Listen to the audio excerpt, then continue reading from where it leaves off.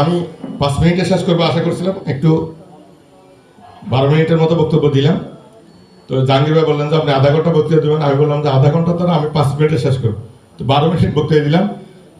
আমার মনেও কষ্ট লাগছে, আপনাদের এখানে মৌলানা নোমান সাহেবকে নিয়ে আসার প্ল্যান হয়েছিল, আনা সম্ভব হয়নি। গোলাম হোসেন সাহেব ওনার পারিবারিক এতগুলো অনুষ্ঠান হয়েছে, এখন ওই যে ছেলে আবার আমেরিকা থেকে আসছে, একটার পর একটা বিয়ের নানান উনিও আসতে পারেন, আরও কয়েকজন আসার কথা।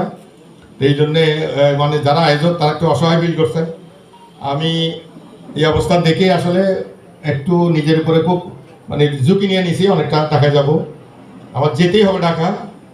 তো এই জন্যে আল্লাহ আমাকে পৌঁছাক সহি মানে সঠিকভাবে, আল্লাহ নিরাপদে এবং সহি সালামতে, যাতে কোনো অসুবিধা না হয়। আপনার দোয়া করেন। আমি এখানে বিদায় নিচ্ছি। আপনারা কি মনে কষ্ট নেবেন? আপনারা কি উঠে যাবেন? আপনার ধৈর্য ধরে বসবেন তো, বাকি প্রোগ্রামটা সম্পন্ন করাতেন। তো সবার প্রতি থাকার অনুরোধ জানিয়ে, বিনীত অনুরোধ জানিয়ে এখানে শেষ করছি। আসসালামু আলাইকুম রহমতুল্লাহ। আর একটু ক্ষমা চেয়ে নিই, মহিউদ্দিন ভাইকে ওই আমি চলে যাবো, এই জন্য ওনাকে বারবার কানাকানি করে